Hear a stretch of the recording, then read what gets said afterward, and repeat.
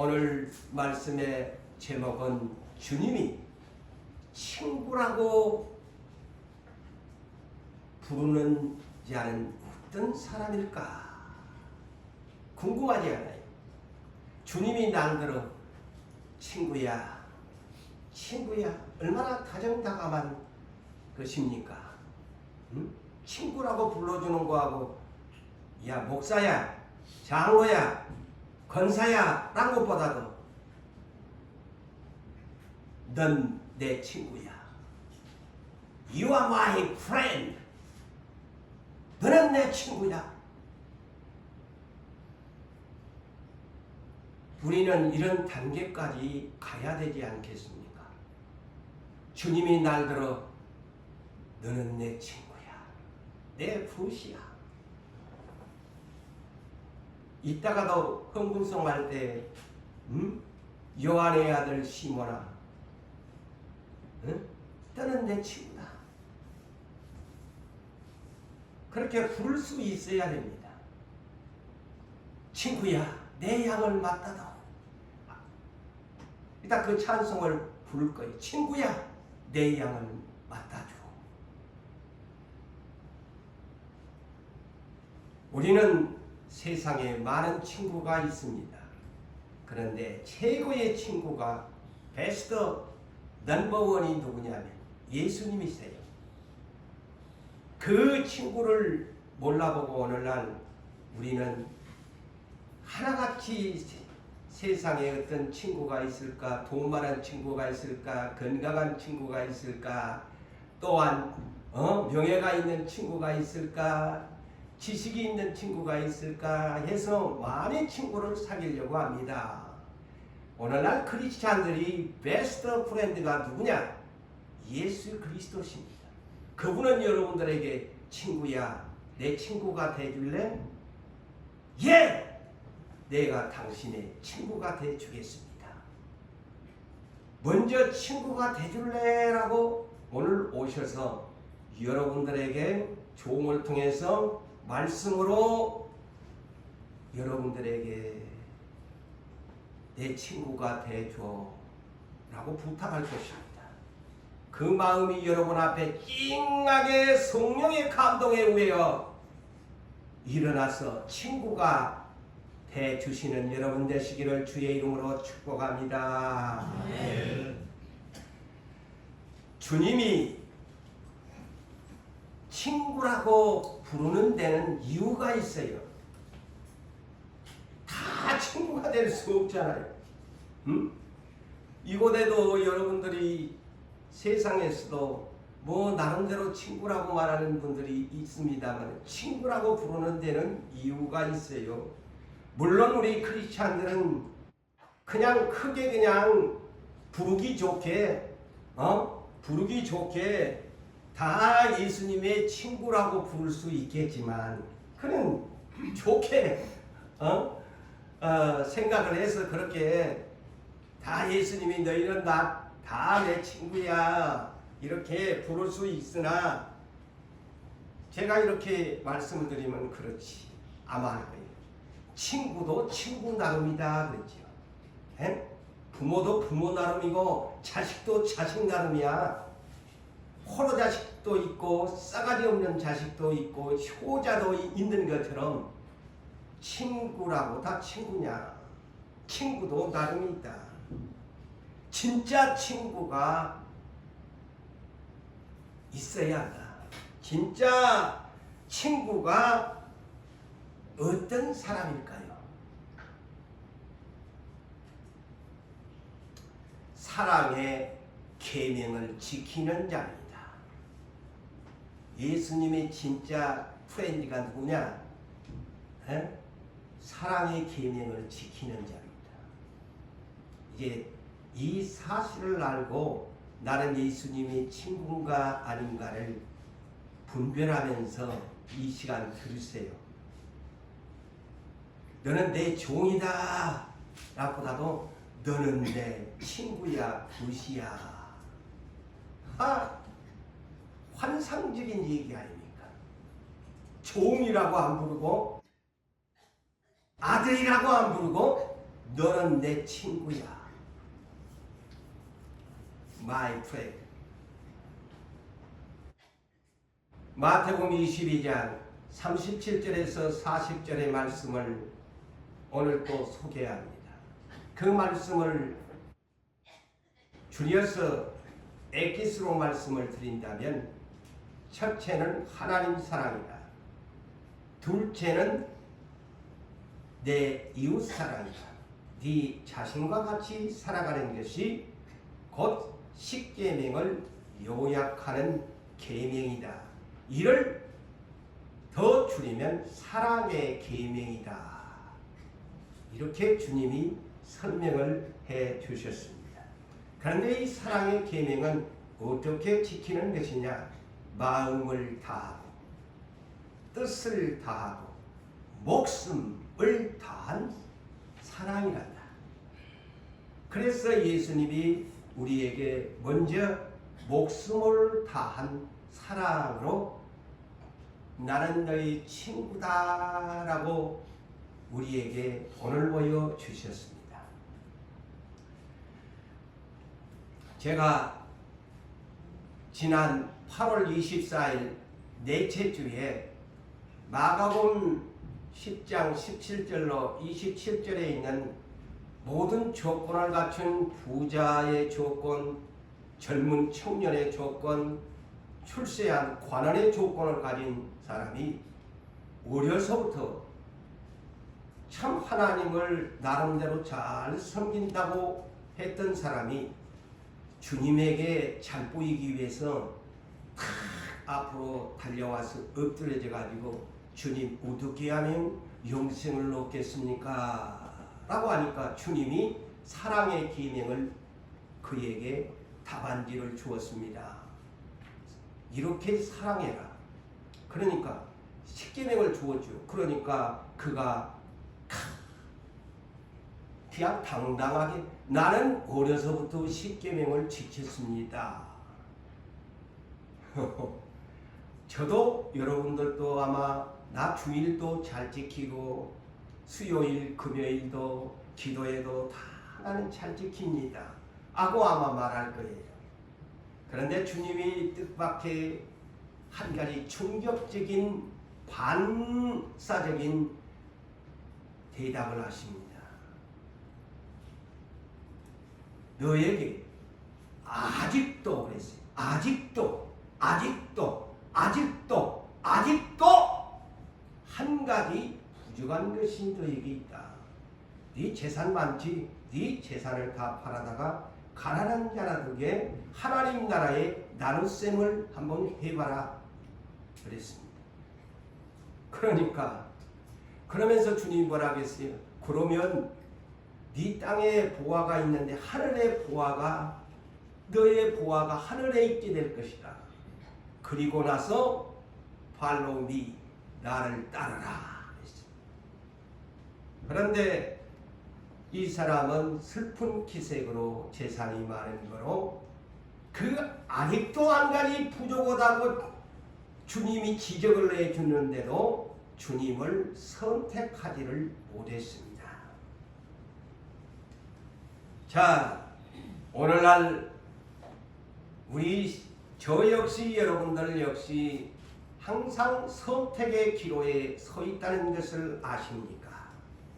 항상 주님을 섬긴다고 말하면서도 저 역시 여러분 역시 어떤 문제에 서면 선택의 기로에서 이리 갈까 저리 갈까 차라리 뒤로 돌아갈까 하지 말까 할까 말까 좋을까 나쁠까 스스로의 저울질을 하면서 선택을 하나님보다는 여러분들의 육신의 생각의 우선순위에 선택을 하고 말 때가 아마도 많으실 거예요. 저도 그런 삶을 인생을 살아왔기 때문에 여러분들도 아마 그렇게 선택의 기로에서 하나님이 원하는 선택보다는 내가 추구하는 인생의 생각을 앞세워서 선택을 하고 말 때가 많을 것입니다. 그럼에도 불구하고 때로는 후회하고 회개한다고 하면서도 그 자리를 박차고 일어서지를 못하는 안타까운 현실을 벗어나지 못하는 우리의 믿음의 생활이요 신앙의 수준입니다. 주님이 누가복음 16장 13절에서 재물을 사랑하느냐 하나님을 사랑하느냐 이 둘 중에 선택을 해라. 분명하게 이 재물을 사랑하든 하나님을 사랑하든 하나는 분명히 한계는 중히 여기고 한계는 가볍게 이길 수밖에 없다. 그래서 두 주인을 섬기지 마라. 엘리야 선지자 시대 때에 3년 6개월 동안 기근이 왔어요. 가뭄이 왔어요. 큰일 났습니다. 왜 하나님이 그랬을까? 이스라엘 백성이 왜 그들에게 3년 동안 고통을 주었을까요? 재앙을 주었을까요? 하나님보다는 풍요의 바알신을 더 사랑했기 때문입니다. 바알신, 나는 오늘날 바알신을 안 섬긴다고 착각하지 마세요. 재물의 신, 풍요의 신이 바알신이에요. 아세요? 열왕기상 18장 21절에 그래서 선지자가 이스라엘 백성들아 지금 가뭄 중에 있지, 너희 물도 마시기 힘들지, 배고프지, 왜 하나님이 이런 줄 아나? 너가 너무 풍요의 신한테 바알신한테 사랑에 빠져가지고 하니까 하나님이 질투가 나가지고 너희들을 세상 말로 쇠에 밟는 것이다. 정신 차려라.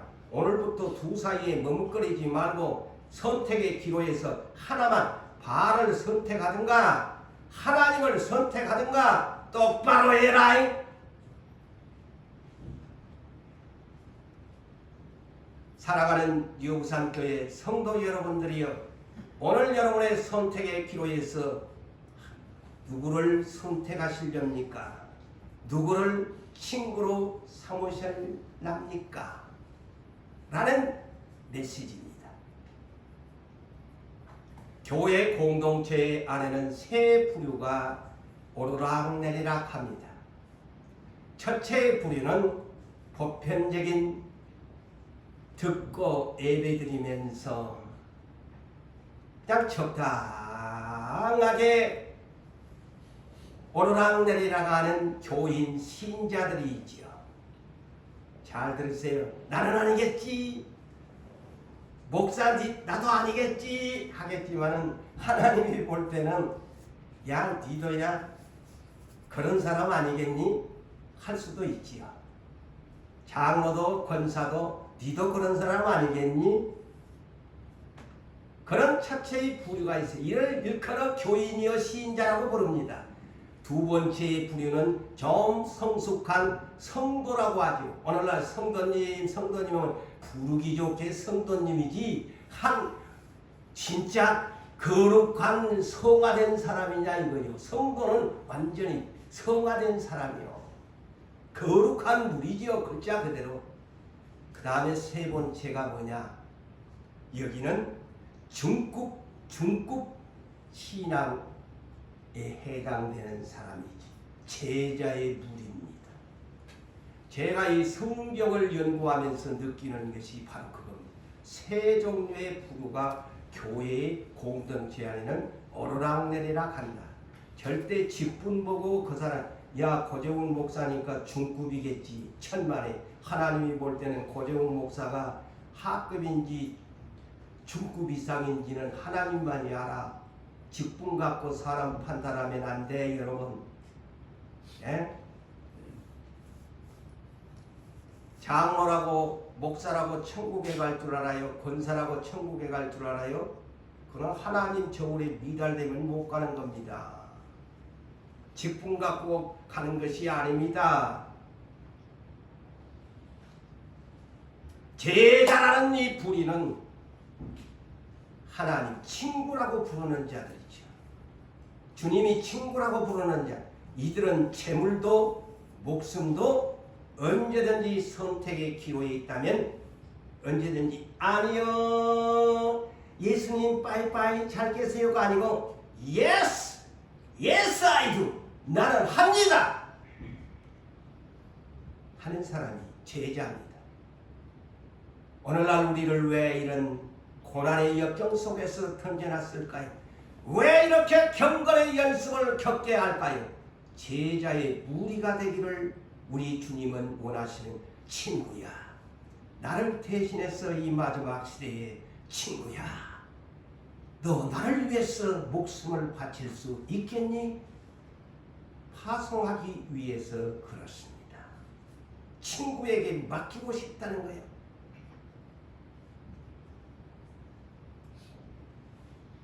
이런 제자의 무리는 나를 따르라 하니까 예수님의 제자들은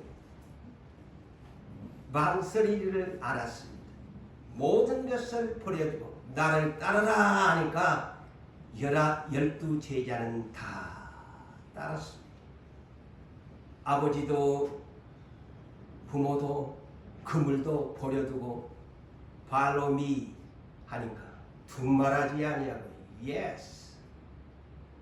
오늘날로 우리 교회에 주셨던 영어 단어처럼 Just do it. 나 망설이지 않고 주저하냐고 나 즉시 행하겠습니다. Just do it. 그게 제자입니다. 예수님의 친구입니다.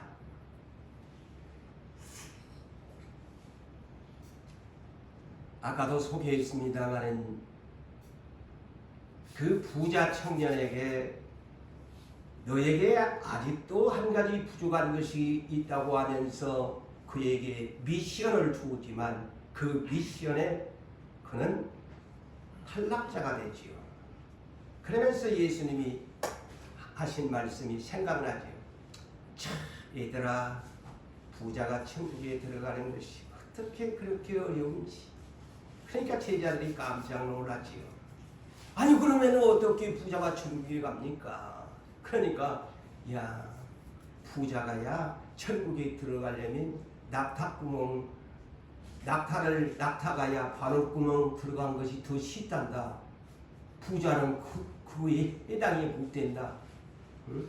그런 얘기를 했지요. 그러니까 마가복음 10장 28절 이하에 언제나 수제자로 이름을 성경에는 없지만 그래서 수제자라는 것을 붙여보지요. 항상 고백도 잘하고 선봉을 서잖아요. 그러니까 피터 베드로가 그렇지 않습니까? 우리가 모든 것을 버리고 따랐습니다. 우리가 모든 것을 버리고 우리는 따랐는데 어찌 되는 겁니까? 응? 그러니까 주님이 내가 진실로 너희에게 이르노니 그랬어요. 그러면서 모든 것을 버리는 이 제자의 무리, 친구의 무리, 예수님의 친구의 무리는 3가지의 내용을 소개합니다. 다시 말씀을 드리면 마가복음 10장 28절로 31절의 내용입니다. 나와 복음을 위하여 했습니다. 첫째, 나와 복음을 위하여 집이나 형제나 너희 자매나 아버지나 어머니나 자식이나 전토 곧 부동산을 버리면 그러세요. 부동산 전토를 버리면 현재 네가 사는 때에 집과 형제와 자매와 부모와 자식과 이 전토를 배나 받게 될 것이고, 2번째, 그렇게 너희의 모든 것을 버리면 배나 현세에서 언젠가는 받게 될 것이고, 2번째에 뭐냐? 그러면서 나 예수 때문에 박해를 겸하여 핍박을 받는다면 네가 사모하는 내세의 영생을 받지 못할 자가 하나도 없다 그랬어요. 딱 성경에 못을 박아놨어요. 자, 구원에 대한 얘기를 여러분 능력의 성경에서 여러분 쉬운 대로 쉬운 대목만 행할 수 있는 데만 막 그것만 외우지 말고 이런 어려운 액션하기 힘든 데에 눈을 초점을 맞추세요. 그래야 신앙의 단계가 성숙됩니다. 자꾸 수박 거달기식으로만 교회에 올랑말랑 교인 소리만 듣는 데만 초점 맞추지 마시고 이왕엔 예수 믿으면 내가 다음 주 금요일 날 순교자가 얼마나 위대한 사람인가를 제가 전하겠습니다. 그들이 친구지요. 예수님의 친구들입니다. 예수님이 친구다운 친구들에게는 오늘 내용처럼 엄청난 보상을 주는 겁니다. 그런데 세 번째 주의사항이 있다. 자, 그러나 먼저 된 자로서 나중되고 나중된 자로서 먼저 된 자가 많대. 자, 이거 농담으로 들으시면 안 돼. 많다 그러잖아요. 아니 먼저 예수를 믿었는데 나중된 자가 많대. 이 말이 어느 날 뭘까요? 고재훈 목사 너 잘 들으래. 나 먼저 된 자 아닙니까? 일찍이 예수 믿었으니까. 신앙의 연수 오늘날 나는 몇 대에 우리 집에는 이거 몇 대가 예수를 믿고 뭐가 어쩐다고 다 가문을 자랑하는데 그거 자랑하면 안 돼. 그 사람이 진짜 먼저 믿었으면 먼저 될 자의 자격을 갖추고 있나 이것이 중요하지. 아이고 우리 할아버지도 예수 믿고 우리 엄마 누구도 삼촌도 예수도 믿고 아이고 이보라 고 자기는 개판이면서. 오늘날 우리 기독교인들이 자기의 집의 가문을 그렇게 자랑하거든요. 신앙 연수를 자랑해. 근데 성경에는 그런 거 하지 마. 너 진짜 먼저 믿었으면 네 먼저 된 자로 있나? 너 나중 되면 어쩔래? 어쩔래?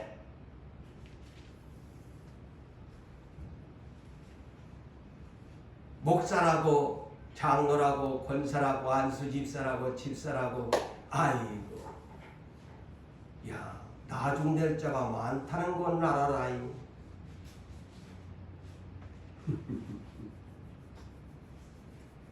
왜 하나님께서 오늘날 우리에게 테스팅을 할까요? 마귀가 시험하는 것은 영어로 temptation이라는 명사를 사용하지만 우리 하나님께서 시험이라는 이것은 테스트라는 단어를 성경의 영어 사전에는 분명하게 다르게 기록하고 있습니다. 하나님이 왜 나를 테스트하실까요?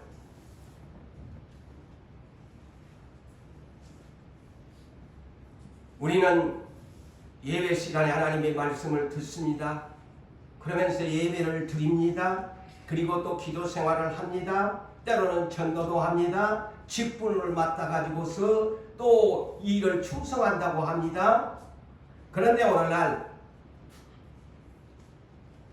목사라고 시험이 없겠어요? 장로라고 권사라고 시험이 없겠어요? 도리어 저는 직분이 더 이상 받을 수 없는 직분자일수록 더 시험이 온다. 왜? 보편적으로 우리가 잘못 생각하면 이제 여자로서 권사가 됐다. 더 이상 받을 거 뭐 있노? 이제 계급 땄으니까 이 한 장 가지고 그냥 적당하게 살지. 장로 더 이상 내가 목사 될 것도 아니고 또 목사 나 역시도 목사 위에 뭐가 있나 뭐. 목사 장로 기분 나쁘게 듣지 마세요. 우리 교회 여러분들은 시대의 일꾼들이니까 내가 더 이상 받을 거 뭐 있나. 이제는 막 그때는 막 장로 되려고 목사 되려고 쉬라고 다니면서 권사 되려고 막 했는데 아니 이제 뭐 내가 뭐 더 이상 할 거 뭐 있노. 여러분 그래가지고 번제된 자가 나중돼 버리는 결과가 온다는 것을 모르십니까? 안주해버려요. 안주해버려. 태만하게 살아버려. 그리고 교만해져 버려. 좀 성경적인 지식 좀 알고 뭐 한다면 교만해져 버리거든요. 그래서 하나님이 신명기 8장에 왜 광야교회 사람들을 구원해 놓고 출애굽을 시켜놓고 낮추고 시험을 했나? 그들을 다 겨울지로 가는 거 아닙니까? 마음이 어떤지, 내 명령을 지키는지 안 지키는지 저들이 그들의 힘으로 그냥 내가 수고해서 얻은 것이라고 말할까 싶어가지고 그런다고 시험하신다고 했어요.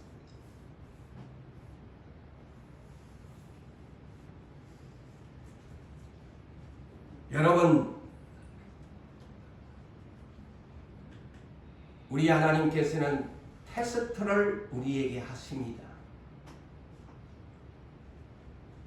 직급이 높을수록, 교회에서 직급이 높을수록 시험도 다른 사람들과 달리 크다는 테스팅도 알아야 됩니다. 네가 진짜로 목사라면 성장했는가?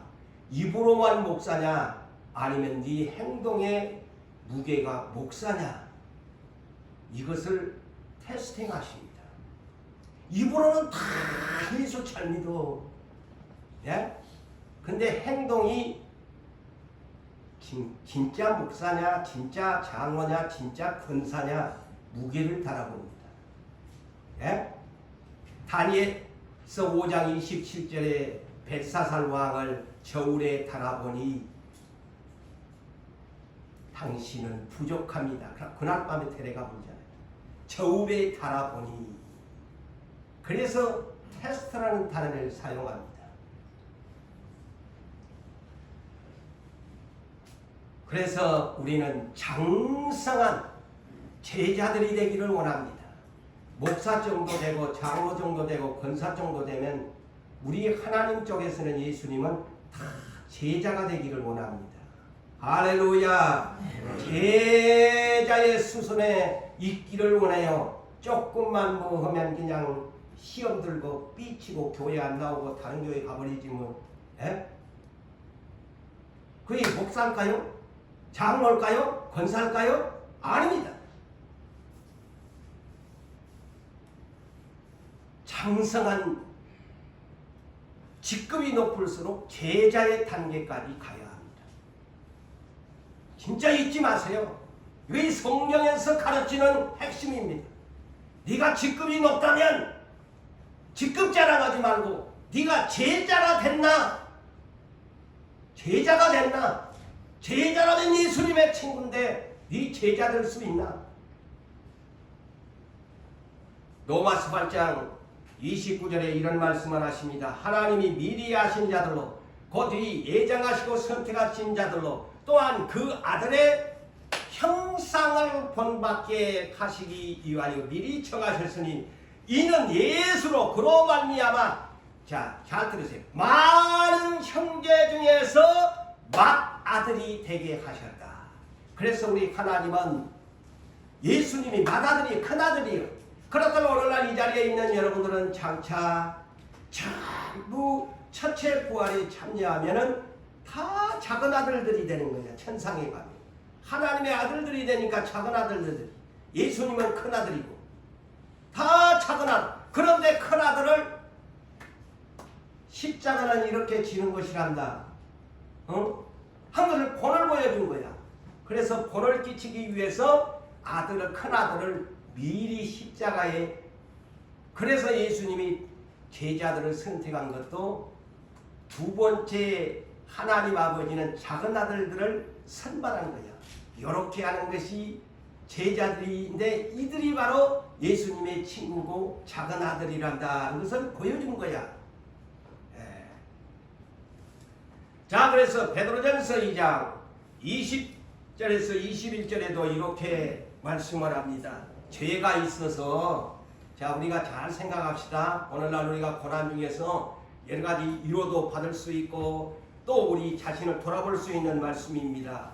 죄가 있어서 내가 매를 맞고 참으면 무슨 칭찬이 있겠나. 내가 잘못해가지고 하나님 앞에 매 맞았는데 그거 뭐 나한테 막 나를 연단시키려고 권한다고 그렇게 일하지 말고 내가 잘못한 것을 떠오르세요.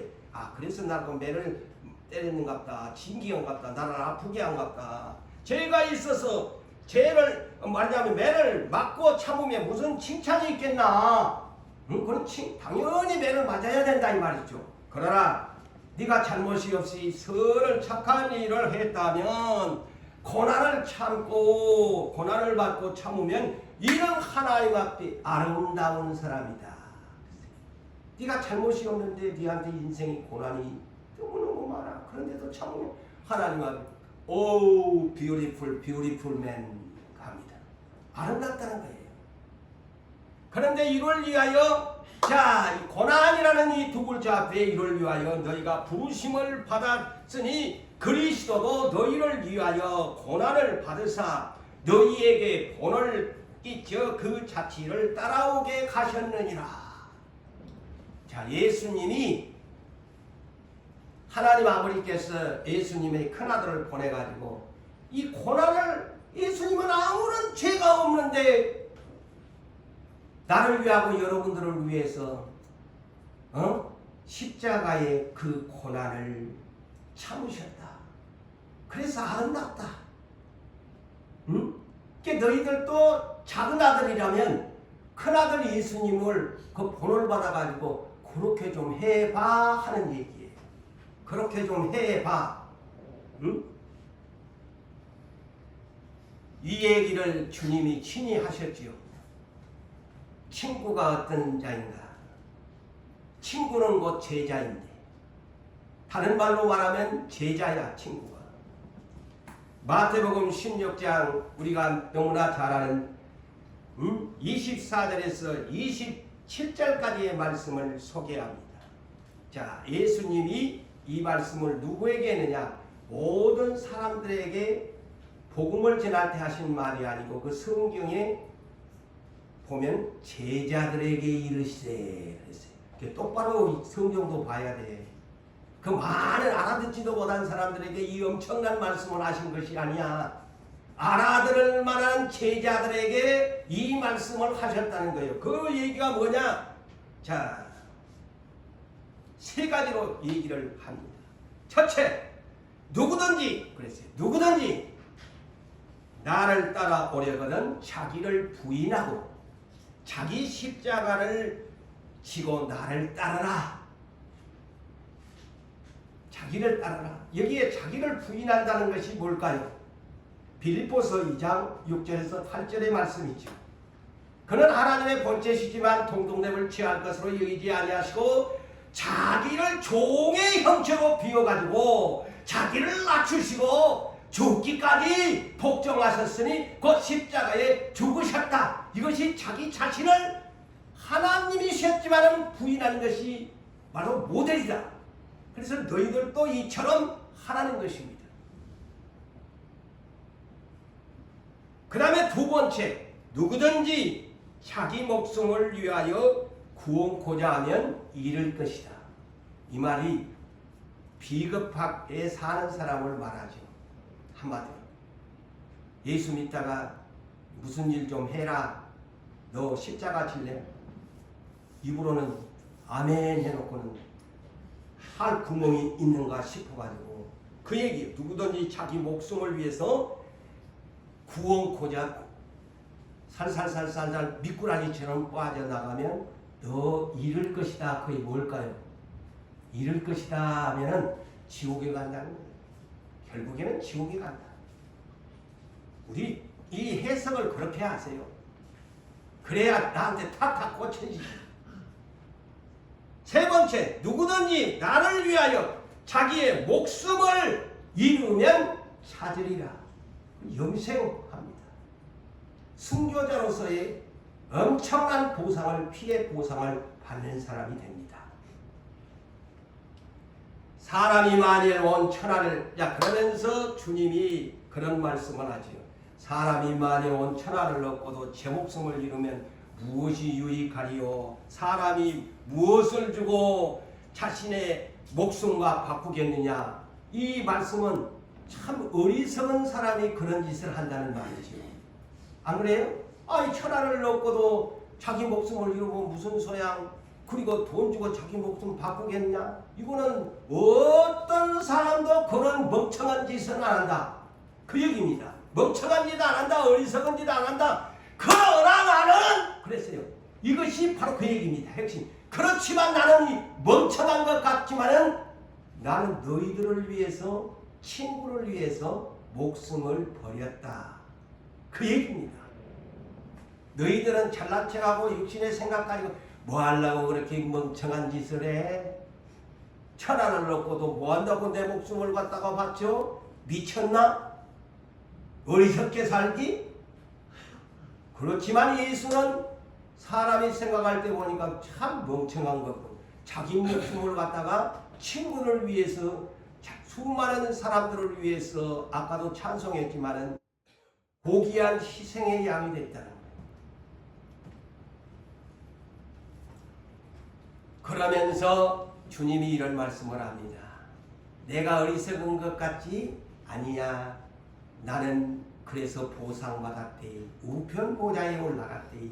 그래서 인자가 아버지 영광으로 그 천사들과 함께 올 때에 내가 오늘날 너희에게 말한 네 목숨을 위하여 네 자신을 부인하고 네 십자가를 지고 또한 나를 위하여 목숨을 바치는 사람, 내가 영광 중에 다시 올 때에 나처럼 아버지가 나한테도 그렇게 보상해 줄 것이다. 그것을 주님이 말씀해 줍니다. 나처럼 해라. 나처럼 해라. 오늘 본문으로 볼까요? 12절에서 14절에 그러면서 오늘 이런 말씀을 합니다. 야, 내가 너희에게 하나님의 십계명이 있는데 주님은 내 계명이라고 그랬어요. 자기의 계명. 이것이 아까도 말한 마태복음 22장 37절에서 40절을 예수님이 오셔가지고 사랑의 계명으로 바꾸어서 설명을 해 주었잖아요. 그래서 내 계명은 곧 내가 너희를 사랑한 것 같이 너희도 서로 사랑하게 하는 이것이니라. 이제 보세요. 사람이 친구를 위하여 자기 목숨을 버리면 이보다 더 큰 사랑이 없단다. 친구를 위해서 목숨을, 당신 자신을 지금 빗대어서 얘기를 합니다. 당신 자신을 빗대어서, 야, 친구를 위해서 목숨을 버리는데 더 큰 사랑이 없다. 최고의 사랑이다. 너희는 내가 명하는 대로 명령한 대로 행하면 곧 나의 친구라. 자, 보세요. 답안지를 써주지 않습니다. 나처럼 인류를 위하여 십자가를 진 것처럼 이제 너희가 나처럼 목숨을 버리면 곧 나의 친구다. 네, 나의 친구다. My friend.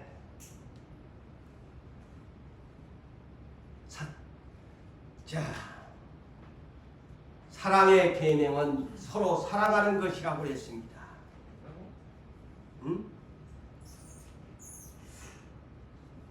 자기의 친구를 위해서 목숨을 버린 사람, 곧 예수의 친구라고 했어요. 곧 예수의 친구라. 제가 아까도 얘기했습니다만 계시록 6장에 그 다섯째 인을 뗄 때에 선교자들이 금제단 아래에서 우리의 이 피 흘림을 언제까지 이렇게 갚아주지 않으려니까 그들이 선교자들에 대한 그들이 다 하나님의 친구요 부시요 예수님의 친구들입니다. 이 내용을 볼 때 그들이 다 친구들이에요. 그 친구들 다 하나님이 보상해 줄 겁니다. 우리는 예수를 믿으면 제자는 뭐냐? 예수님의 친구다. 응? 제자가 누구냐? 예수님의 친구. 그들은 모든 것을 버려두고 목숨까지 던진 자들이었다. 순교자들이었다. 그래서 고린도전서 13장 1절로 13절에 고린도 교회가 은사 문제로 굉장히 다투고 파벌이 생기고 한 교회가 고린도 교회입니다. 그래서 고린도전서 13장을 기록한 이유가 교회가 성령의 은사를 받은 사람들이 많으니까 질서가 무질서한 거야. 왜 고린도전서 13장을 기록한 줄 아세요? 그 원인이 은사를 많이 받은 지역인데 너무너무 이 무질서한 거예요. 그래서 14장까지 그걸 기록하지 않아요. 그래서 무질서의 하나님이 아니시다라고 고린도전서 14장 33절에 기록을 하지 않아요. 이 은사 문제로 다투다 보니까 네가 잘났니? 내 받은 것이 최고다. 네 받은 것이 최고다. 막 이랬었고 막 자랑을 했으니까 그래서 하나님이 바울을 통해서 은사에 대한 것, 또 직분에 대한 것, 또 구제에 대한 것, 구제했다고 떠들어댕기고 막 나팔을 불었었지. 또 교회에 막 자기 몸을 막 희생했다고 막 불사르게 내어줬다고 막 자랑을 했었지. 하다 보니까 얘들아, 너희들 이 말 잘 들어라. 성령의 은사 받았니? 네 그 교회 뭐 목사가 장로가 네 직분 받았니? 너 날마다 구제한다면 온 동네에다 나발 불고 다닌다며? 네 뭐 교회에서 충성했다고 내가 이만큼 이 교회에서 했는데 나는 뭐 알아주니 몰라주니 네 그런 얘기 하던데 사랑이 없으면 그런 거 아무것도 아니대. 아무 일도 없단다. 다투지 말고 잘난 체하지 마라. 가을철이 옵니다마는 익은 곡식은 고개를 숙이는데 익지도 않은 것이 바람에 막 고개를 하늘을 쳐들고 빨락빨락빨락빨락빨락빨락 합니다. 사람도 그래요. 정말로 연단받고 겸손한 사람은 익으면 익을수록 고개를 숙이고 잘난 체 안 합니다. 더 겸손해집니다. 더 부드러워집니다. 쪼까 뭐 좀 가지면 위세 들고 잘난 척하고 세상이 그러잖아요. 응? 막 자기 집 자랑하려고 하고 막 나는 몇 평짜리 아파트에 살고 나는 뭔 자동차 굴리고 다니고 사람들이 다 그렇게 잘난 척을 하고 살라고 하는 세상 아닙니까? 근데 하나님 가장 싫어해요 그런 거. 자랑하지 마. 예수 십자가를 자랑해야지.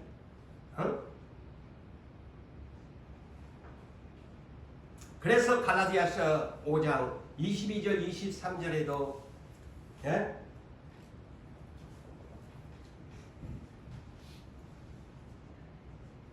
성령의 9가지 열매 중에 가장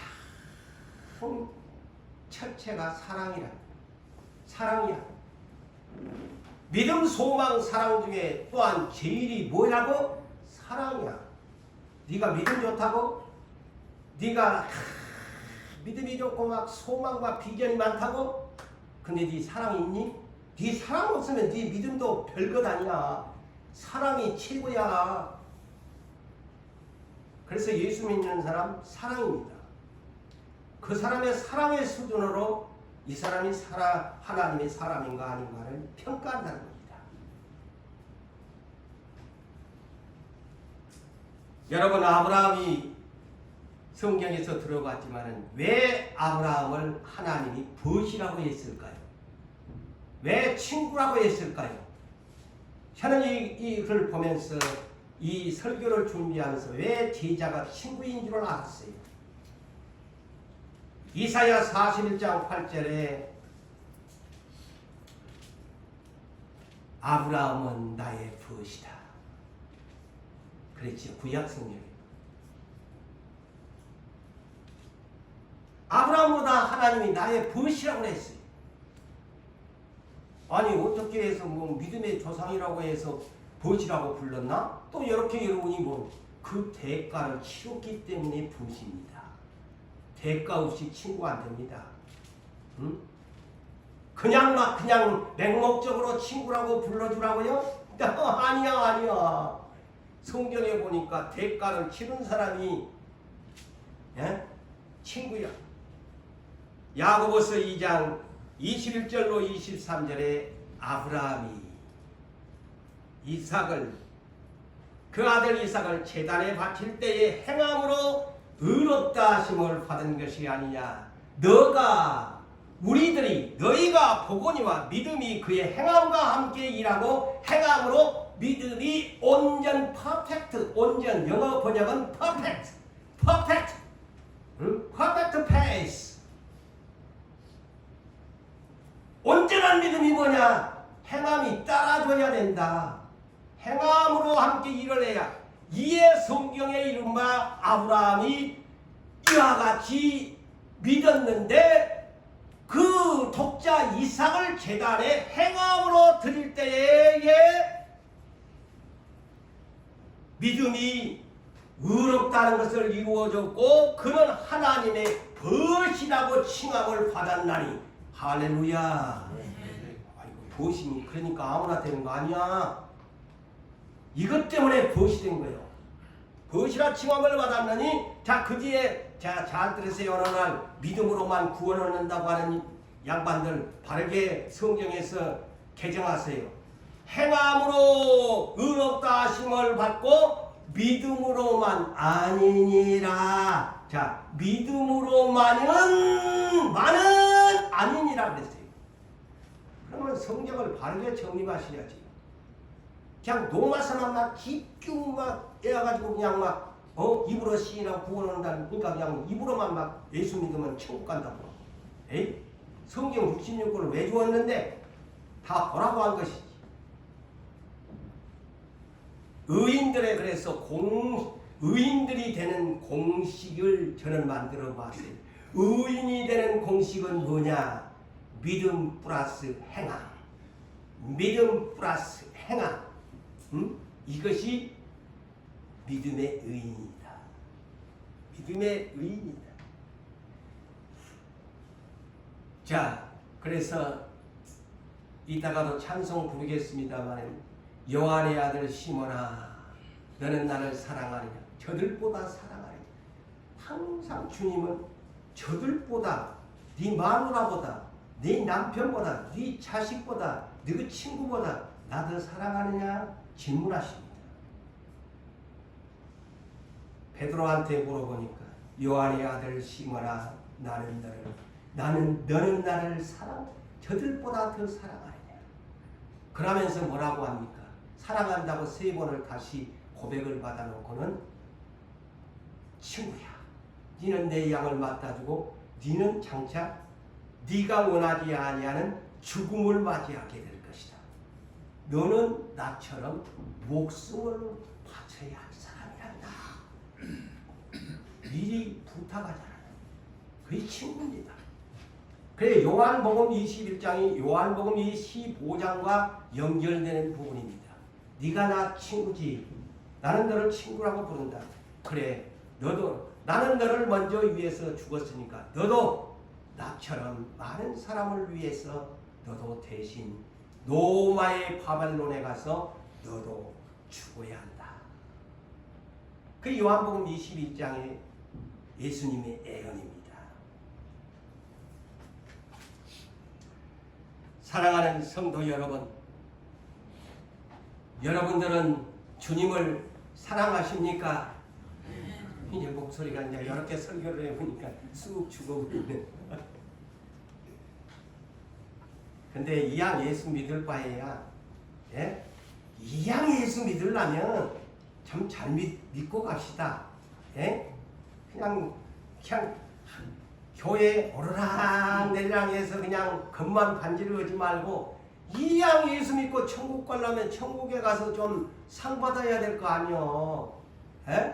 남은 상 받는데 부끄러운 구원 받아가지고 저자 꼬랑댕이 서갖고 천국에 가서도 꼬랑댕이 설 거요? 줄 설 거요? 아이고 세상에서는 내가 꼴찌 인생을 살았지만 천국에 가서는 내가 제일 앞대가리 설 거야. 앞대가리 가서 상 받을 거야. 라는 소망을 가지고 살아야지. 이 땅에서 못 살았으면은. 본문 15절에서 17절을 보세요. 자, 제자들한테 이제부터는 보세요. 자, 모든 것을 버려두고 쫓아온 제자들에게 그 얘기입니다. 이제부터라는 이 단어가 모든 것을 버려두고 쫓아온 그들에게 이제부터는 너희를 종이라 하지 아니하고 종은 주인이 하는 것을 알지 못하니 너희는 친구라 하였나니. 친구대 너는 친구대. 내가 내 아버지께 들은 것을 다 너희에게 알게 주겠습니다. 내가 너희를 택했다. 너희가 나를 선택한 것이 아니고 내가 먼저 너희를 친구로 선택했다. 응? 그래서 시간상 그 말씀 뒤에는 줄입니다마는 친구다. 근데 모든 것을 이제 친구는 뭐냐? 종이라고 안 부르겠다. 왜냐? 그 이유가 있어요. 내가 아버지께 들은 비밀의 계시들이 많은데 네한테는 다 가르쳐줄게. 그 얘기입니다. 이 얼마나 행복한 것입니까? 남들은 모르는데 내 아버지께 들은 것을 다 친구야. 너에게는 비밀이 없이 가르쳐줄게. 할렐루야. 아멘. 친구가 되어야 하나님과 소통합니다. 예?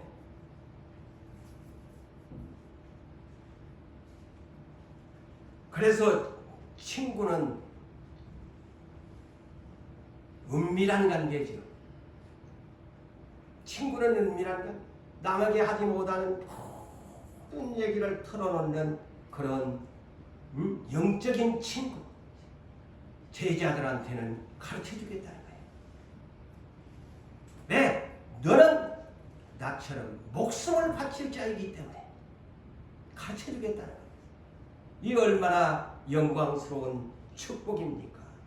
그래서 기도도 마태복음 6장을 보세요. 6장에 보면은요, 야, 너희는 기도할 때 은밀한 골방에 가서 기도를 해라. 그러면 은밀한 중에 보시는 하나님이 네를 보시면서 들어준다. 그러시오. 요 은밀하다.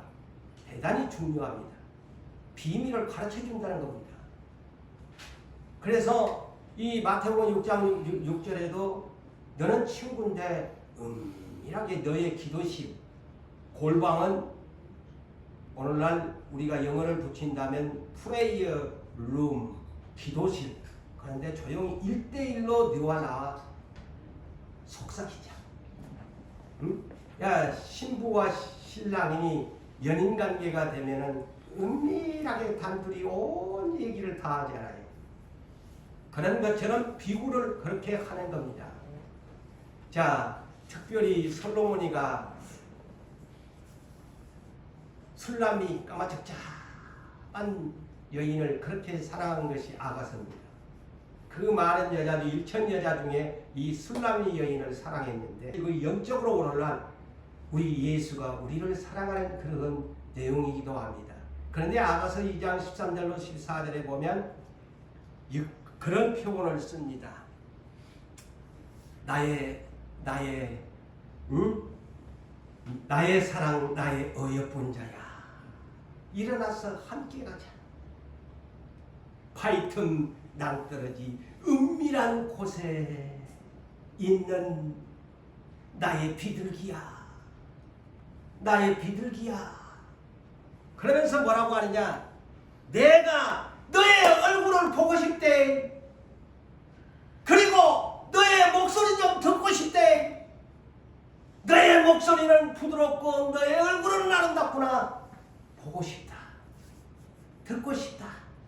어디서? 은밀한 바위팀 낭떠러지 비둘기야. 그게 뭘까요? 은밀한 골방에서 너의 속삭이는 기도와 내가 너에게 비밀을 말해주는 1대1의 관계 속에서 기도로 사랑을 나누자라는 뜻입니다. 사랑하는 성도 여러분들이여, 말씀을 맺습니다.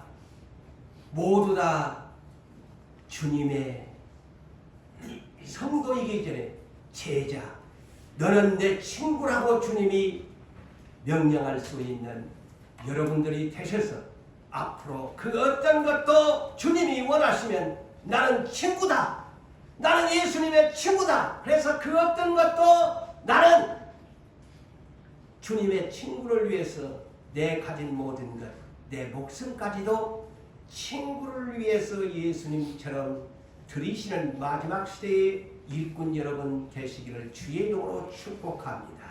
네.